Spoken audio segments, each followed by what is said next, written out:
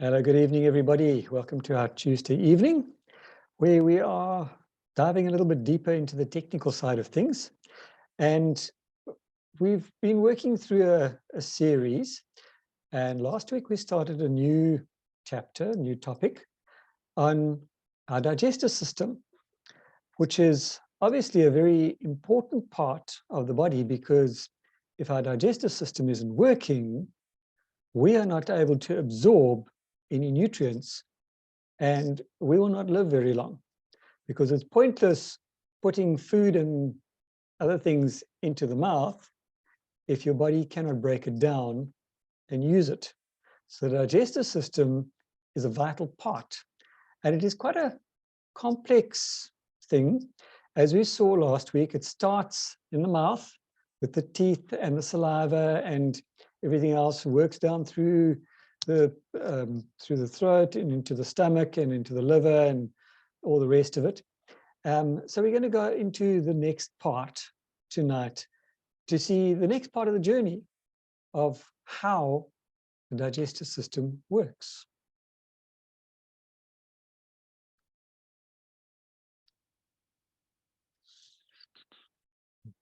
Do all my goodies over here.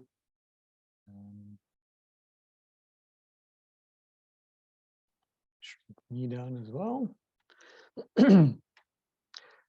So as I said last week, the first part of this talk borrowed from university on the digestive system, and the authors for the first part were these people who did a very, very good job. Now we're going to part two, and for part two, I've mixed and matched where I've got my information from, but we will get a better idea of where we're going to from here. So what is the difference between mechanical and the chemical digestion? Mechanical is obviously the teeth, the tongue, the palate, etc. And the chemical is the mouth, the stomach acid, the saliva, etc. Now, what foods do we need to improve our digestion? We've seen how the saliva plays a role, and the acid in the stomach plays a role, and the bile plays a role. So everything plays a role from the time that that steak or piece of chicken or fish goes into our mouth to where it gets broken down, or there's a specific process.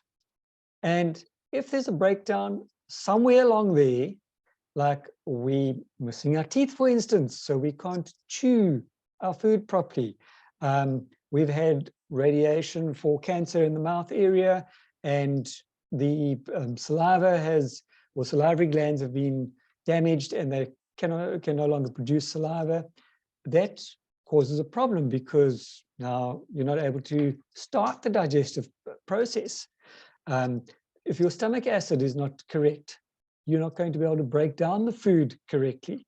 If your gallbladder has been removed, it will take longer to get the food to break down, because bile is not working the way it should be. So how can we improve, through the correct uses of food, our digestion?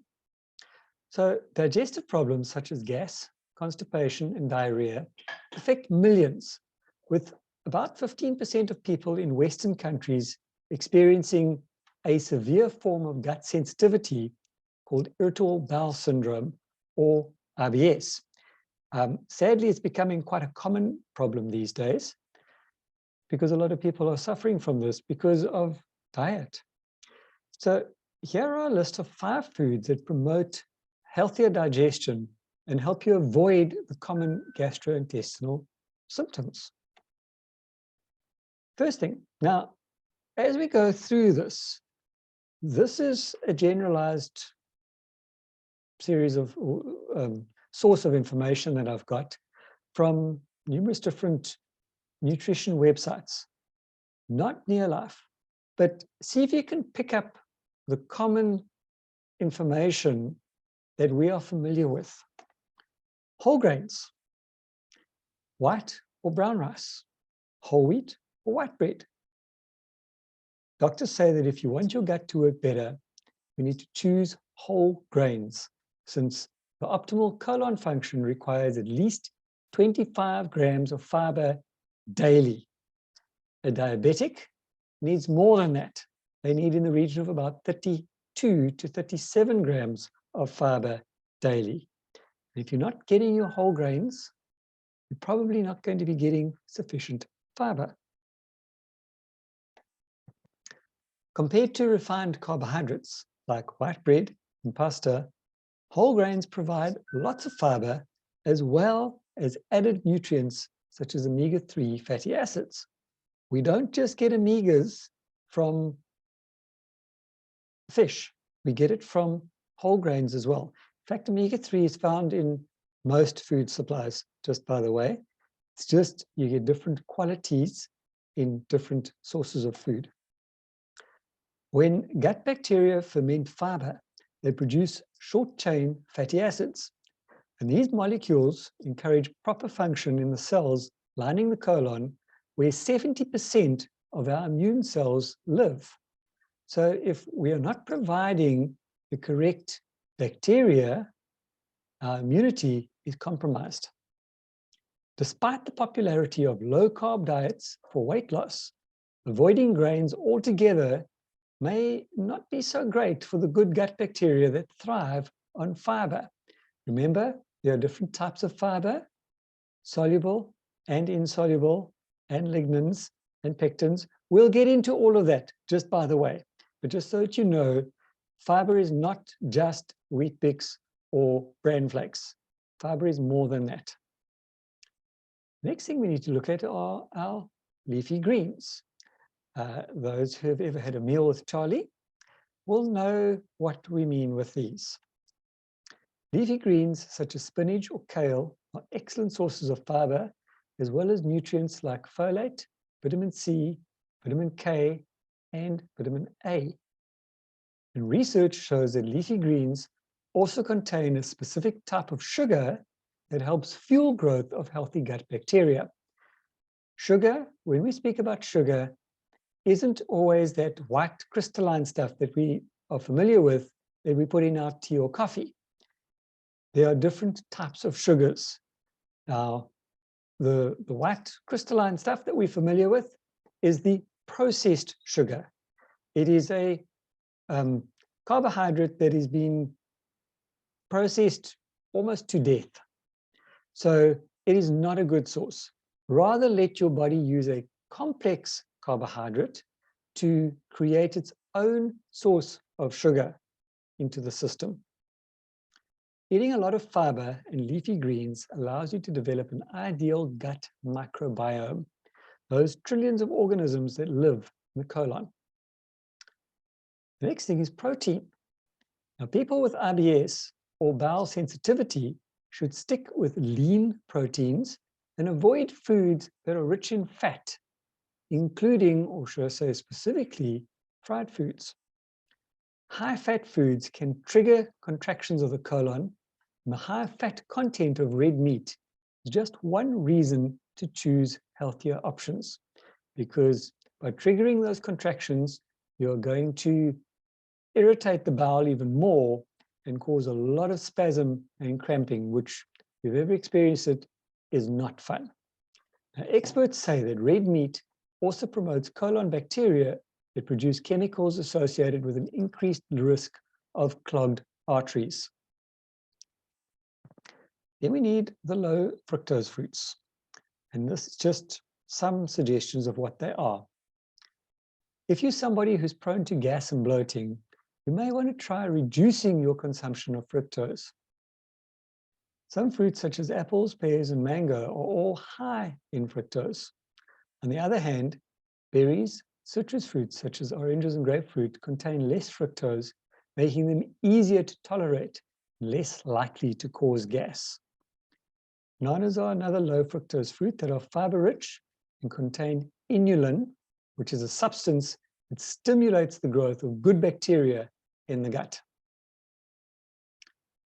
And avo is a superfood packed with fiber and essential nutrients such as potassium, which helps promote healthy digestive function. It is also a low fructose food, so it's less likely to cause gas. But be wary of portion sizes when it comes to foods such as nuts and avos.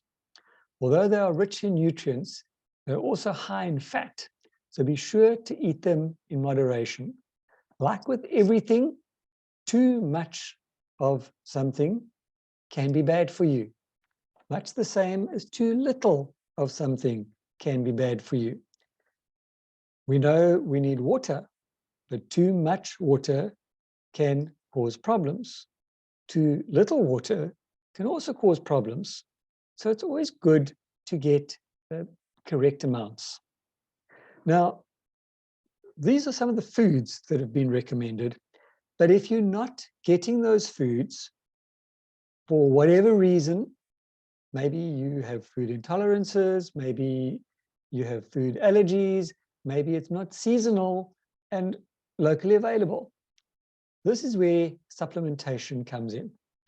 And as we know, with Neolife, they are a supplement company. So what do they recommend? What do our scientists recommend that is good for the gut?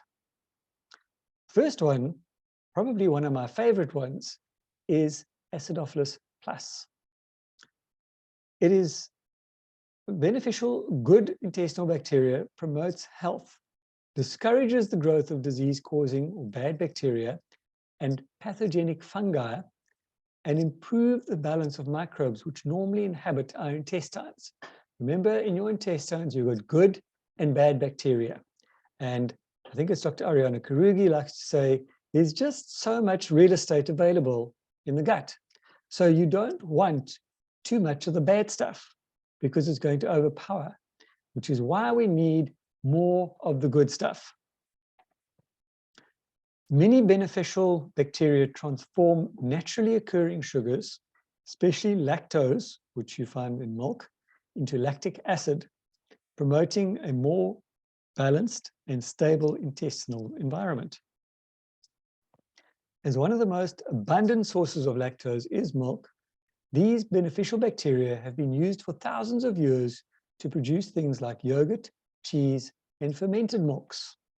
So people who are allergic to milk or have a dairy intolerance should probably go for something like Acidophilus Plus on a relatively regular basis. Both science and folklore support the healthful roles of these foods. A near-life supplement of beneficial bacteria, Acidophilus Plus, combines potency with technology to guarantee that live organisms survive the stomach acid and reach the intestines to deliver 5 billion viable organisms capable of supporting optimal digestive tract function. So why the beneficial bacteria? It may help to maintain a healthy balance of a variety of microorganisms in the intestines. It helps to produce vitamins and through an indirect mechanism boosts resistance to infection and disease. Cultured dairy products such as yogurt, cheese, fermented milks, produced through the actions of beneficial bacteria, have been used throughout the world for centuries to support health. So why this particular brand? It is whole food derived. It contains beneficial bacteria that has been isolated from cultured dairy foods to support a healthy balance of microorganisms in the gastrointestinal tract. So while Acidophilus Plus is derived from dairy, it does not in fact contain dairy.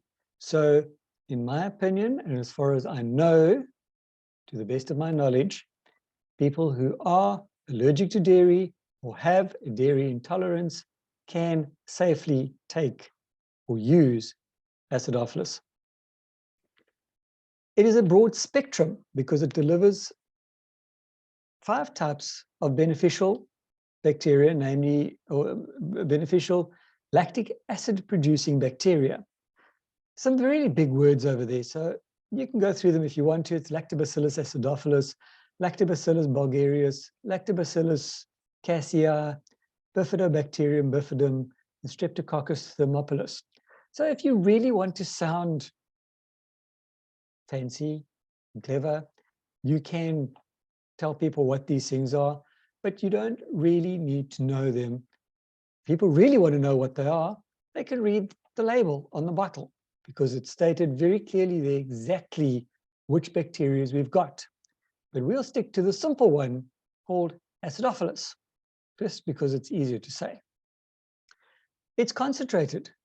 There are as many beneficial bacteria as found in 10 servings of yogurt, and not sweetened yogurt, raw Greek yogurt.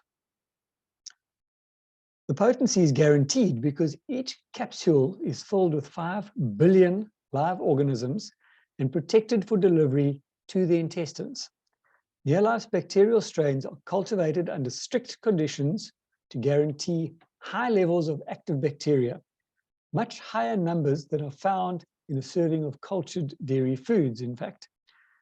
One capsule of Acidophilus Plus contains as many beneficial bacteria as 10 one-cup servings of yogurt. They are active cultures, meaning that it's a live culture, not a dead culture, as is found in a lot of yogurt, commercially available yogurts on the market.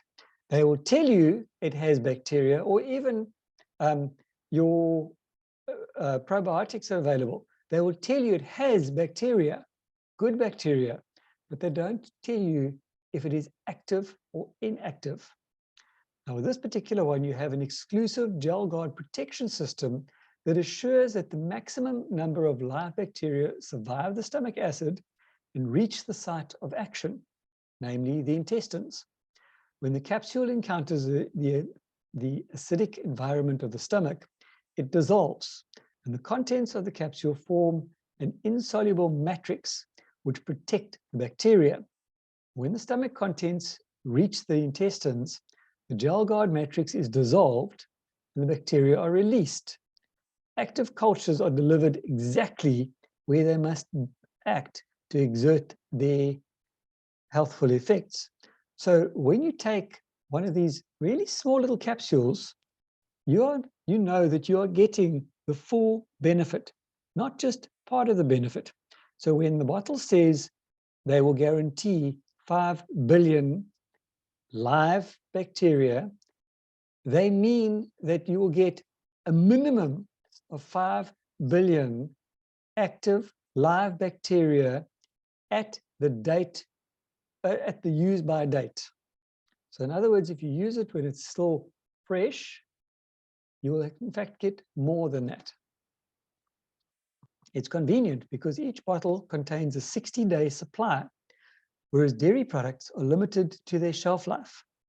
Near-life's Acidophilus Plus has an extended shelf life if stored as recommended, namely stored in a cool, dry place and refrigerated after opening. And while cultured dairy products can be inconvenient to transport, store, and sometimes even locate, Acidophilus Plus is easy to take anywhere your busy lifestyle takes you. Taking just one capsule of Acidophilus Plus each day is a convenient way to help to maintain a constant, healthful balance of intestinal flora. And if you're traveling anywhere, my suggestion is get yourself a mini cooler bag. Get or keep that little cooler pack that Nearlife so conveniently give us when we buy a bottle of Acidophilus. Put it in there and keep your Acidophilus cool and protected as much as possible. The next thing is the fiber mix. Remember, we've spoken about fiber and that we need to have fiber. So for generations, fiber has been associated with regularity, and scientific research supports this important dietary function of fiber, as well as other significant health benefits. Now, I've seen a few reports where people say, you don't need fiber, but personally, I know how I feel if I don't get sufficient fiber on a regular basis, I don't feel good.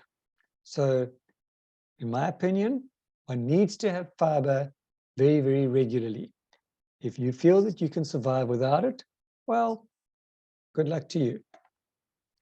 All natural fiber food and drink mix is a tasty and convenient beverage providing 8 grams of soluble and insoluble fiber in each serving, and especially rich in oat fiber, which is shown by research to particularly support heart health.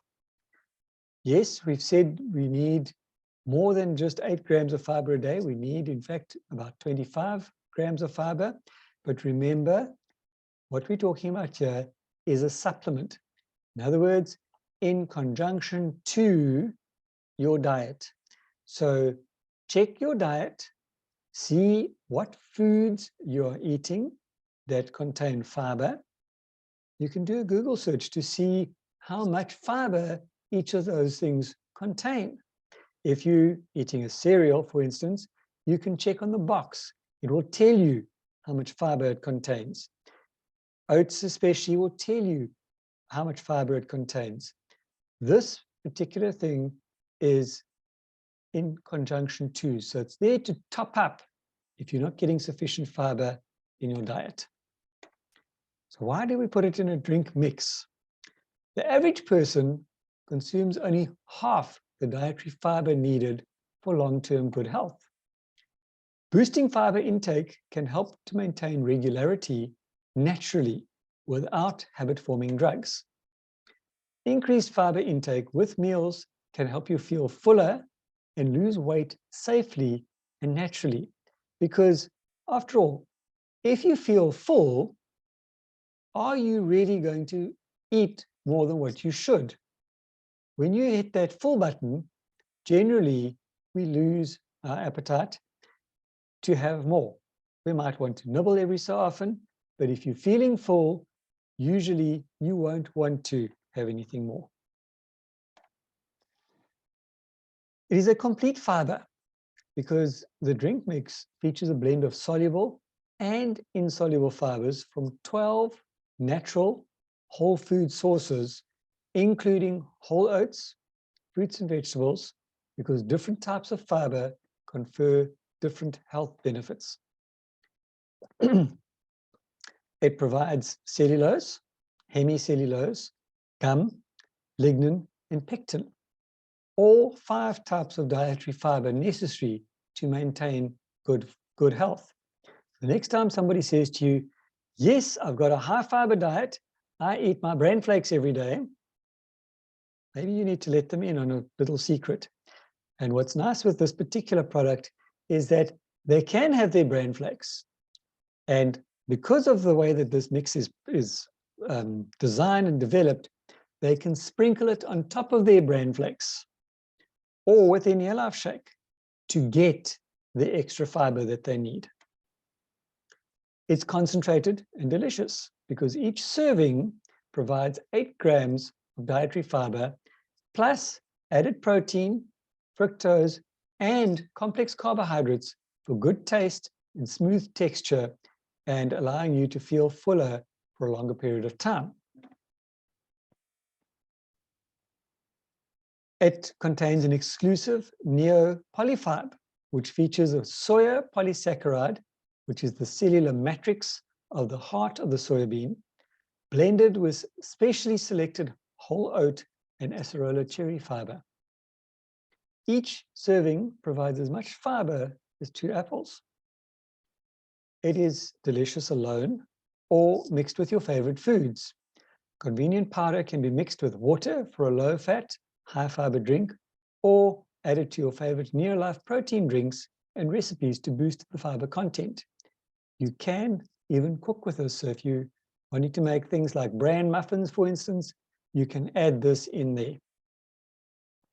It's naturally sweetened and flavored. Fructose provides wholesome, good taste with no added sucrose. Whole fruit and nut powders create delectable flavor and texture.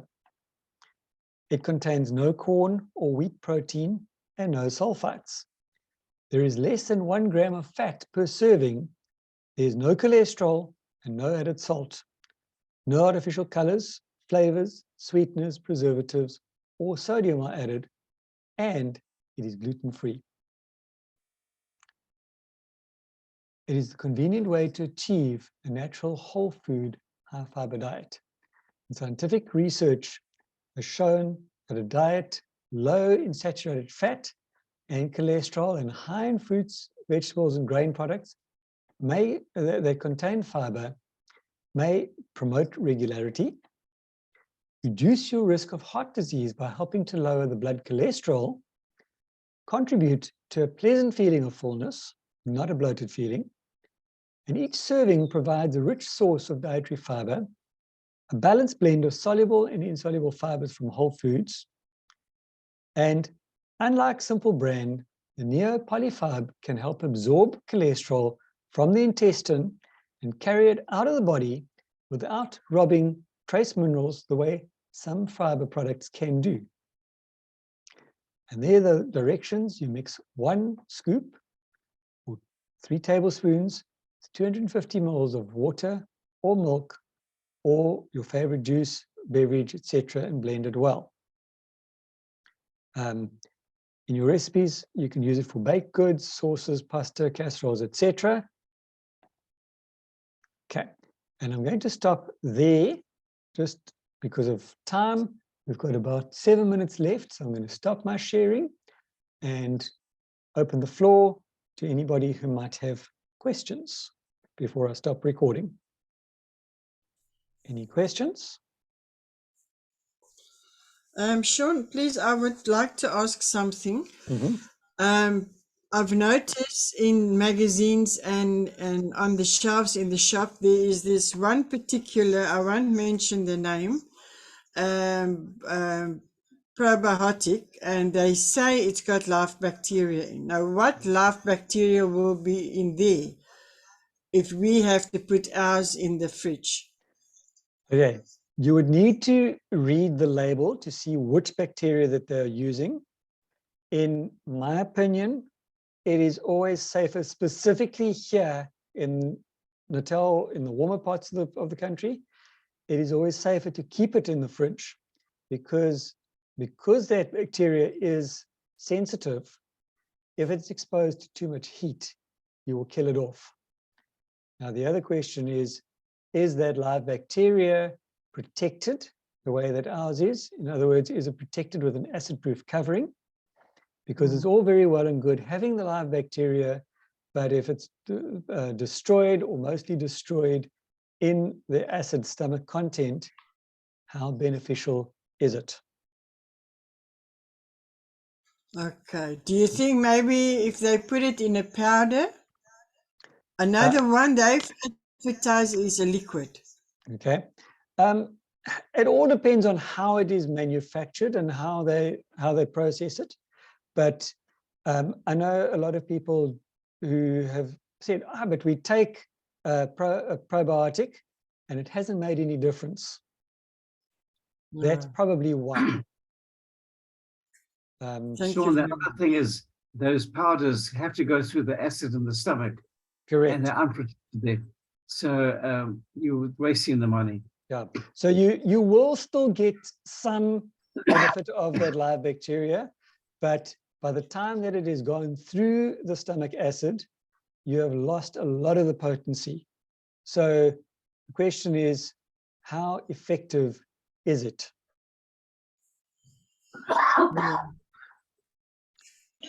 Because that lady was advertising it, and I asked her specific on the chat, open chat. I suppose I shouldn't have done that. I didn't name any names. I said, but I believe that if it's a live bacteria, you must put it in the fridge. So she said, no, it's not necessary. It's live bacteria. That's all. Yeah. Thanks. Sean? Yes. Sorry, I missed a bit of it here. Come and go. I wanted to know, you talk about the powder and whatever. What's in our capsule? If you open it, like you talk about a powder, it's obviously not a powder. What is it? It's more of a matrix, for want of any better terminology.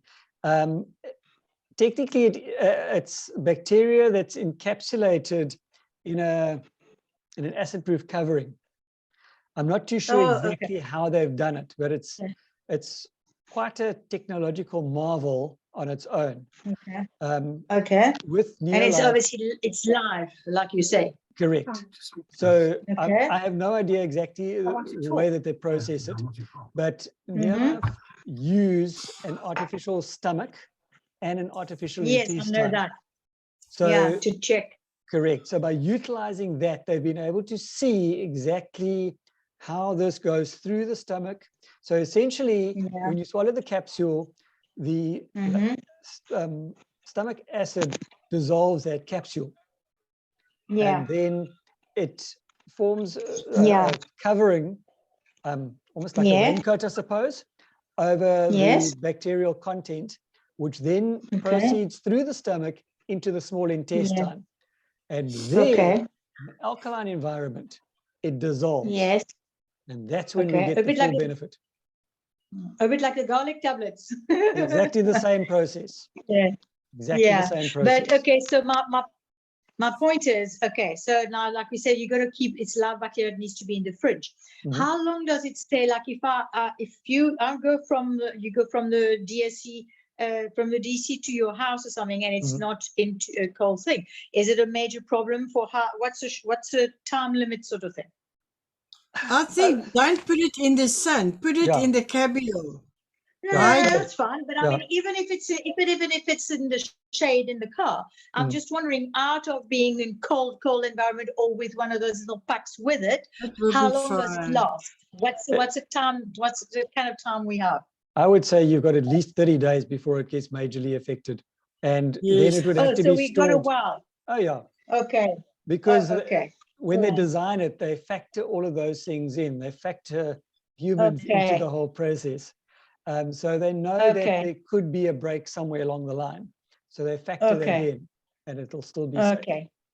Okay, so it doesn't get messed up, because we got like when they ship it to, when you bring it from Joburg, it has a little pack with it. Correct. I noticed they do it right, but I'm thinking when you're traveling, like I'll get on a plane to go somewhere and I've got it with me. I normally get it out as soon as I land in Mauritius. I'll put it in the fridge over there. But I've kind of like wondered while we're talking about this, how if it's get affected or not or something.